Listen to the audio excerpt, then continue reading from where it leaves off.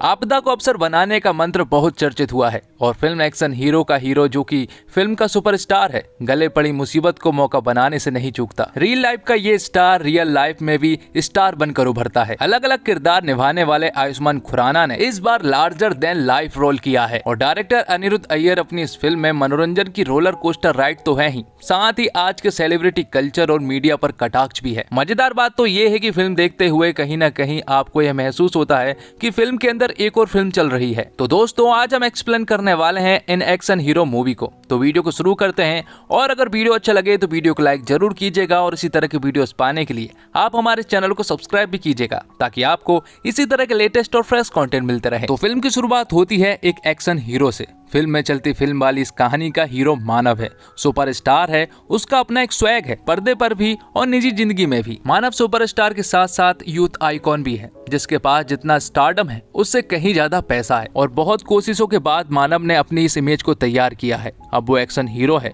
इस इमेज को बनाने में उसे बहुतों का साथ भी मिला है। साथ ही यहाँ पर एक रिपोर्टर के द्वारा जब मानव से सवाल पूछा जाता है कि एक फेमस डायरेक्टर की फिल्म को आपने मना क्यों कर दिया है, तो मानव उसे जवाब देता है कि वो फिल्म एक गैंगस्टर की बायोपिक फिल्म थी और वो किसी भी तरह की रेलेवेंस वाली फिल्म नहीं करना चाहता है। जिसके बाद मानव यहाँ से चला जाता है। अब अगले सीन में हम मानव को हरियाणा में देखते हैं, जहाँ पर उसकी एक एक्शन फिल्म की शूटिंग होनी थी। अब क्योंकि मानव एक सुपरस्टार है और कई सारे लोग उसके फैंस भी हैं, इसलिए फिल्म के सेट के बाहर फैंस की भीड़ भी थी। साथ ही उन भीड़ में कुछ पॉलिटिशियन के लोग भी थे जो कि मानव से मिलना चाहते थे, लेकिन उन्हें भी वेट करना पड़ रहा है। आगे हम देखते हैं कि जब फिल्म की शूटिंग हो रही थी और जब फाइट सीन चल रहे होते हैं तो वो फाइट सीन मानव को पसंद नहीं आते, क्योंकि मानव के चेहरे पर गुस्सा नहीं था। और अब क्योंकि ये एक एक्शन फिल्म है और फाइट वाले सीन है, इसलिए हीरो के चेहरे पर गुस्सा होना तो जरूरी है। इसलिए वो बार बार टेक ले रहा होता है, लेकिन उसके चेहरे पर गुस्सा नहीं आ पा रहा था। तब मानव का सेक्रेटरी मानव के पास आता है और वो उसे बताता है कि उसकी फेवरेट कार जो आज आने वाली थी, अब वो आज ना आकर एक हफ्ते के बाद आएगी।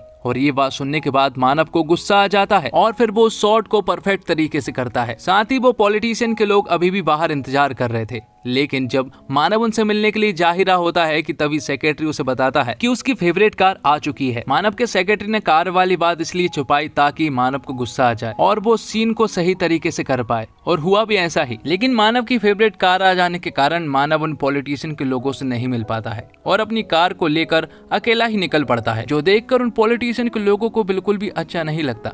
और उनमें से विकी सोलंकी नाम का एक आदमी भी अकेला ही मानव की गाड़ी के पीछे चले जाता है और वो उसे रास्ते में मिलाता है। जिसके बाद वो मानव से कहता है कि वो उसके फिल्म के सेट के बाहर बहुत देर से इंतजार कर रहे हैं, लेकिन उसके पास मिलने का टाइम ही नहीं है। और साथ ही यहाँ पर विक्की मानव से बिल्कुल भी ठीक ढंग से बात नहीं कर रहा होता है, इसलिए मानव उससे कहता है कि वो लोग कल होटल में साथ ब्रेकफास्ट करेंगे। लेकिन यहाँ पर विक्की उसे वापस चलने को कहता है और साथ ही वो मानव की कॉलर भी पकड़ लेता है, जो कि मानव को बिल्कुल भी पसंद नहीं आता है। इसलिए वो विक्की को धक्का दे देता है, जिससे कि विक्की दूर जाकर गिरता है। और जहाँ पर विक्की गिरता है वहाँ पर ढेर सारे पत्थर भी थे और उन्हीं में से एक पत्थर उसके सर में लग गया था, जिससे कि उसके सर से ब्लीडिंग होने लगी थी। ये देखकर मानव तुरंत ही विक्की के पास आता है और जब वो विक्की को देखता है तो उसे पता चलता है कि उसकी सांसें बंद हो चुकी है और उसकी डेथ हो चुकी है। ये देखकर मानव को कुछ भी समझ नहीं आ रहा था, इसलिए वो अपनी कार को उठाता है और तुरंत ही वहां से निकल पड़ता है। लेकिन जाते हुए उसका एक साइड ग्लास उसी सड़क पर रह गया था। मानव को मालूम है कि एक बहुत बड़ा इशू होने वाला है। वो घबराते हुए अपने होटल आता है और तुरंत ही न्यूज चैनलों को देखने लगता है। उसे मालूम था कि ऐसी कोई न्यूज तो जरूर आने वाली है, क्योंकि वो बीच सड़क पर हादसा हुआ था और होता भी ऐसा ही है। सारे न्यूज चैनलों पर एक अनजान शख्स की मौत की खबर फैल जाती है। पुलिस ने इन्वेस्टिगेशन करना शुरू कर दिया था और साथ ही यहाँ पर एंट्री होती है विकी सोलंकी के भाई यानी कि भूरा सोलंकी की, जो कि यहाँ का निगम पार्षद है। विकी का भाई वो कैरेक्टर है जो हिंदी फिल्मों में टिपिकल हरियाणा का गुंडा होता है। वो ना पुलिस वाले पर हाथ छोड़ने में एक सेकंड का समय लगाता है और ना ही दूसरे देश में जाकर वहाँ के पुलिस वालों को मारने में कोई दिक्कत महसूस करता है। भूरा यहाँ का निगम पार्षद है और उसके भाई का मर्डर हुआ है, इसलिए वो हाथ पर हाथ रखकर रहने वाला तो बिल्कुल भी नहीं है। दूसरी तरफ मानव जब न्यूज देखता है तो उसे पता चलता है कि विकी यहाँ के बहुत बड़े पॉलिटिशियन का भाई है और जहाँ पर विकी की डेथ हुई है वहीं पर मानव की गाड़ी का साइड ग्लास भी पड़ा हुआ था और वो साइड ग्लास दरअसल पुलिस वालों के पास था। लेकिन भूरा सोलंकी के लोग उनसे वो साइड ग्लास छीन लेते हैं और कहते हैं कि आगे की इन्वेस्टिगेशन अब वही करने वाले हैं। ये देखकर मानव समझ चुका था कि अब वो एक बहुत बड़ी प्रॉब्लम में फंसने वाला है, इसलिए वो तुरंत ही अपने बैग को पैक करता है और लंदन जाने के लिए घर से निकल पड़ता है। अब आगे हम देखते हैं कि जब पूरे के घर पर सभी लोग मौजूद थे यहाँ पर पुलिस वाले भूरे को बताते हैं कि इससे पहले कि वो मानव को पकड़ पाते, मानव यहाँ से भागकर लंदन जा चुका है, लेकिन वो वादा करते हैं कि वो किसी भी हालत में मानव को जरूर पकड़ कर लेकर आएंगे। लेकिन भूरे को उनके ऊपर बिल्कुल भी विश्वास नहीं था, इसलिए वो खुद ही लंदन जाने का डिसाइड करता है। साथ ही वो यहाँ पर उन पुलिस वालों को सजा देता है कि जब तक वो वापस नहीं लौट कर आता तब तक ये तीनों पुलिस वाले बिना कपड़े के यहाँ पर रहेंगे। अब आगे हम देखते हैं कि मानव सेफली लंदन पहुंच चुका था और वो कई सालों के बाद लंदन आया था और वो जानता है कि वो यहाँ भी सेफ नहीं रह पाएगा, इसलिए वो अपने घर की डील करवाने के लिए डीलरों को ढूंढने लगता है। दूसरी तरफ हम देखते हैं कि अब भूरे सोलंकी भी लंदन पहुंच चुका था और वो यहाँ पर मानव को मारने के लिए आया था। इससे पहले कि पुलिस उसे पकड़ ले, उससे पहले भूरा उसे मारना चाहता है और साथ ही पूरे देश में मानव एक मर्डरर बन चुका था। कल तक जो मानव देश का हीरो था, आज उसे अपने ही देश में क्रिमिनल और भगोड़ा साबित कर दिया जाता है। पूरी नेगेटिविटी के साथ उसका मीडिया ट्रोल शुरू हो जाता है और उसके खिलाफ जगह जगह पर प्रदर्शन और विरोध होने लगते हैं। साथ ही न्यूज के द्वारा ये बात अब लंदन भी आ चुकी थी, इसलिए यहाँ पर भी मानव सिक्योर फील नहीं कर रहा था, इसलिए वो भी छिप छिप कर रह रहा था। और जब वो मार्केट से घर लौट रहा था तो वो देखता है कि दो पुलिस वाले उसके घर के अंदर जा रहे हैं, इसलिए वो उन्हें देखकर एक पेड़ के पीछे छिप जाता है और थोड़ी ही देर में उसके घर के अंदर से गोली चलने की आवाज आती है और एक पुलिस वाला बाहर दौड़ता हुआ आता है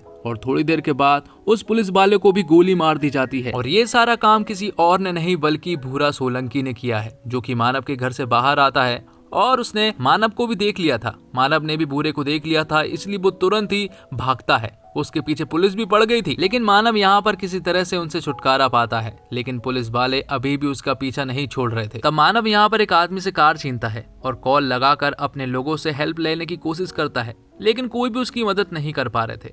अब यहाँ पर मानव शहर से बाहर आ चुका था और उसे ऐसा लग रहा था कि अब वो बिल्कुल सेफ है, इसलिए वो एक जगह पर रुकता है और एक गहरी सांस लेता है। लेकिन तभी अचानक से एक कार फुल स्पीड में मानव की कार की तरफ आती है और एक जोरदार टक्कर मार देती है और दूसरी कार में से भूरा सोलंकी निकलता है, जो कि मानव को बाहर निकालता है। लेकिन मारने से पहले वो उससे पूछता है कि आखिर उसने विक्की को क्यों मारा, जिस पर कि मानव उससे कहता है कि उसने विक्की को नहीं मारा, वहाँ जो कुछ भी हुआ था वो सिर्फ एक एक्सीडेंट था। यहाँ पर मानव भूरे को सब कुछ बताता है कि विक्की और वो सिर्फ बहस कर रहे थे, जिसके बाद विक्की ने मेरी कॉलर पकड़ ली थी और उसने सिर्फ विक्की को एक धक्का दिया था, जिसकी वजह से वो नीचे गिर गया था और उसका सर एक पत्थर से लग गया था। लेकिन ये बात भूरा मानने को बिल्कुल भी राजी नहीं था। वो उससे कहता है कि विक्की 8 रोटी खाता था, 4 गिलास दूध पीता था और वर्जिश करता था। वो मान ही नहीं सकता कि उसकी मौत इस तरह से हो जाए। भूरा उससे कहता है कि वो उसे मारेगा जरूर, लेकिन वो उसे गन से नहीं मारना चाहता बल्कि लात घूसे से मारना चाहता है, इसलिए वो गन को साइड में रख देता है। जिसके बाद उन दोनों के बीच में फाइट होती है और इस मौके का फायदा उठाकर मानव भूरे की गन छीन लेता है और भूरे को गन पॉइंट पर ले लेता है और भूरे को एक कार की डिक्की में बंद करने से पहले वो भूरे से कहता है कि अगर वो बाई चांस इस कार की डिक्की से बाहर निकल आया तो वो वापस चला जाए। जिसके बाद मानव उसे कार की डिक्की में बंद करके वहां से चला जाता है। अब मानव घर आ जाता है, जहां पर साहिल नाम का एक आदमी उसके घर की डील करवाने के लिए हेल्प कर रहा होता है। लेकिन तभी हम देखते हैं कि भूरे उस कार की डिक्की से बाहर निकल आ चुका था और वो सीधा मानव के घर के बाहर आ गया था। और जब साहिल घर के बाहर आता है तो यहाँ पर भूरे साहिल को बेरहमी से मार देता है और ये सब होता हुआ मानव भी उसे देख लेता है। जिसके बाद मानव पूरी तरह से तैयार हो गया था, क्योंकि मानव के पास भूरे की गन थी। जिसके बाद भूरे जैसे ही मानव के घर के अंदर एंटर होने की कोशिश करता तो यहाँ पर मानव उसके ऊपर गोलियों की बरसात कर देता, जिसकी वजह से उसकी गन की गोलियां ऑलमोस्ट खत्म हो चुकी थी, सिर्फ एक गोली बची थी। और यहाँ पर भूरे को बहुत अच्छे से मालूम है कि उस एक गोली को किस तरह से बर्बाद किया जाता है। जिसके बाद उन दोनों के बीच में एक तगड़ी फाइट होती है, जिसमें दोनों ही काफी ज्यादा इंजर्ड हो चुके थे। उन दोनों की फाइट हो ही रही थी और यहाँ पर जब भूरे के हाथ गन लगने ही वाली थी, लेकिन तभी यहाँ पर कई सारे लोग उनके घर में एंटर हो जाते हैं जिनके पास ढेर सारी गन थी और वो उन दोनों को ही गन पॉइंट पर ले लेते हैं। यहाँ पर जो मेन आदमी होता है उसका नाम कादर होता है और वो लोग यहाँ पर मानव को पकड़ने के लिए आए थे। दरअसल साहिल ने इन लोगों का पता दे दिया था कि मानव उसके घर में मौजूद है, इसलिए कादर अपनी पूरी की पूरी गैंग लेकर यहाँ पर मानव को पकड़ने के लिए आ गया था। यहाँ पर किसी तरह से भूरे और मानव उनको बातों की जंजाल में फंसाते हैं और किसी तरह से मानव यहाँ पर कार लेकर भाग जाता है और भूरे को वहीं पर छोड़ देता है। लेकिन अभी भी मुसीबत टली नहीं थी, क्योंकि कादर के कई सारे लोग मानव के पीछे पड़े हुए थे, जो कि उसके ऊपर लगातार फायर करते जा रहे थे। लेकिन मानव यहाँ पर किसी तरह से उनसे पीछा छुड़वाता है। साथ ही दूसरी तरफ हम देखते हैं कि यहाँ पर भूरा ने किसी तरह कादर को अपने कब्जे में कर लिया था। साथ ही भूरे ने कादर से ये भी पूछ लिया था कि अगर मानव उनके हाथ पकड़ा जाएगा तो वो उसे कहां पर लेकर जाएंगे, इसलिए यहाँ पर भूरे कादर को अपने साथ ही रखता है। तो मानव कादर के लोगों के हाथ बच तो गया था, लेकिन उसे मालूम है कि वो एक बहुत बड़ी प्रॉब्लम में है, क्योंकि पुलिस वाले, कादर और भूरे उसके पीछे लगे हुए हैं। इसलिए वो भेष बदलने की कोशिश भी करता है, लेकिन उसे बिल्कुल भी ठीक नहीं लग रहा था, क्योंकि उसकी न्यूज पूरी तरह से फैल चुकी थी और वो एक बहुत बड़ा क्रिमिनल बन चुका था। इसलिए वो सभी के सामने सरेंडर करने की कोशिश करता है, और जब वो सरेंडर कर ही रहा होता है कि तभी अचानक से उसके पीछे एक कार रुकती है और ढेर सारे लोग उसको किडनैप करके अपने साथ ले जा लेते हैं। और जिन लोगों ने मानव को किडनैप किया है वो लोग कोई और नहीं बल्कि महमूद इब्राहिम के लोग हैं। दरअसल फिल्म की शुरुआत में जब मानव का इंटरव्यू लिया गया था और उसमें जब मानव से पूछा गया था कि एक फिल्म डायरेक्टर की फिल्म आपने मना क्यों कर दी थी, दरअसल वो फिल्म इब्राहिम महमूद की बायोपिक फिल्म ही थी और मानव ने उनकी बायोपिक फिल्म पर कुछ बुरा भी बोला था। इसलिए यहाँ पर उन लोगों ने मानव को पकड़ कर लेकर आ गए हैं और वो उसे इस चंगुल से बचाना भी चाहते हैं। इसलिए महमूद इब्राहिम एक फंक्शन में डांस करवाता है और अपने साथ एक पिक्चर भी क्लिक कर लेता है, जिसके बाद जब मानव स्टेज पर डांस कर रहा होता है तभी अचानक से भूरे यहाँ पर आ जाता है और फायर करना शुरू कर देता है, जिससे कि महमूद इब्राहिम के लोग उन दोनों को ही पकड़ लेते हैं। जिसके बाद महमूद इब्राहिम भूरे और मानव दोनों से ही पूछताछ करना शुरू कर देता है। यहाँ पर भूरे और मानव महमूद इब्राहिम को सारी बातें बताते हैं। महमूद इब्राहिम दरअसल एक बहुत बड़ा डॉन है जिसे कि कई सारे मुल्कों की पुलिस पकड़ना चाहती है। तो यहाँ पर मानव महमूद इब्राहिम से कहता है कि उसका काम तो हो गया है, इसलिए उसे अब छोड़ दिया जाए। लेकिन तभी यहाँ पर वो टीवी पर न्यूज देखता है कि उसने महमूद इब्राहिम से हाथ मिला लिया है और उसके ऊपर अब एक क्रिमिनल का टैग लगने वाला था। तो महमूद इब्राहिम को भी अब मानव से कोई लेना देना नहीं था, इसलिए वो भूरे के साइड गन खिसकाता है और मानव को मारने का इशारा करता है। और जब भूरे मानव को मारने ही वाला होता है कि तभी अचानक से मानव भूरे के हाथ को झटकार देता है, जिससे कि वो गोली गलती से महमूद इब्राहिम को लग जाती है, जिससे कि उसकी तुरंत ही डेथ हो जाती है। और गोलियों की आवाज सुनने के बाद महमूद इब्राहिम के कई सारे लोग अंदर आते हैं और वो लोग इनसे लड़ने लगते हैं, जिसके बाद यहाँ पर मानव और भूरे उनसे सामना करते हैं और एक जोरदार फाइट के दौरान वो सभी को मार गिराते हैं। और अब पुलिस वाले भी यहाँ पर आने वाले थे, इसलिए यहाँ पर मानव भूरे से कहता है कि उसके पास एक प्लान है और अगर उसके प्लान के हिसाब से चला तो सब कुछ ठीक हो सकता है। और ये सीन यहीं पर कट होता है। अब कुछ दिन बाद का सीन दिखाया जाता है जब मानव इंडियन एम्बेसी की कस्टडी में था। यहाँ पर वो अपना बयान दे रहा होता है और बता रहा होता है कि ये सब कुछ कैसे हुआ। साथ ही वो यहाँ पर उन्हें एक ऑफर भी देता है। वो उनसे कहता है कि महमूद इब्राहिम मारा गया, उसे किसने मारा ये इम्पोर्टेंट नहीं है, बल्कि वो मारा गया ये इम्पोर्टेंट है। अगर इंडियन गवर्नमेंट कहे कि गवर्नमेंट ने ही मानव को महमूद इब्राहिम को मारने के लिए लंदन भेजा था तो इससे दोनों का ही भला हो सकता है। ये बात सुनने के बाद इंडियन गवर्नमेंट मान जाती है और वैसा ही करते हैं जैसा कि मानव ने कहा है। जिसके बाद मानव को जब इंडिया लाया जाता है तो पूरे देश के सामने मानव फिर से एक सुपरस्टार बन चुका था। उसकी खोई हुई इज्जत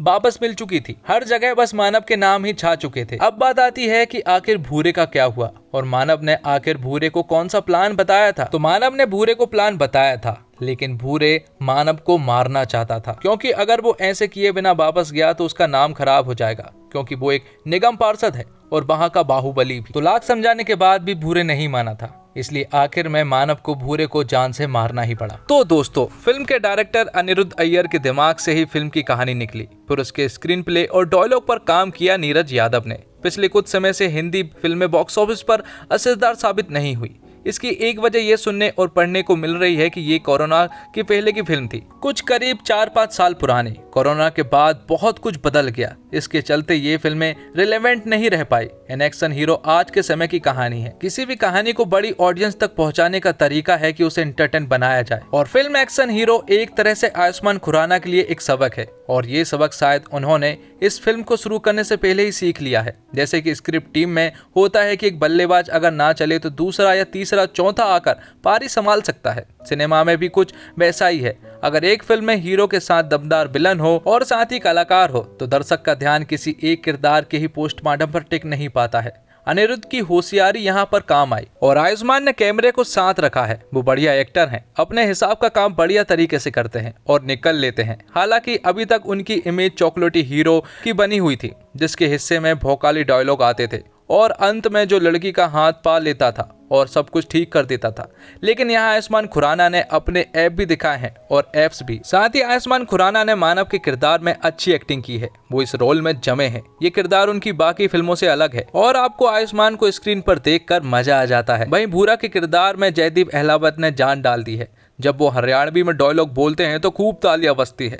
जयदीप की एक्टिंग इस फिल्म की जान है। एक्टिंग के मामले में फिल्म अच्छी है, लेकिन कहानी के मामले में उतनी अच्छी नहीं है। अनिरुद्ध अय्यर ने फिल्म को डायरेक्ट किया है। पहला हाफ देखकर लगता है कि आगे और मजा आएगा, लेकिन सेकंड हाफ होते ही लगता है कि कहानी कहां से कहां आ गई है। पहले हाफ में कॉमेडी का तड़का भी अच्छा खासा है और आप खूब हंसते हैं, लेकिन सेकंड हाफ में ऐसा नहीं होता है।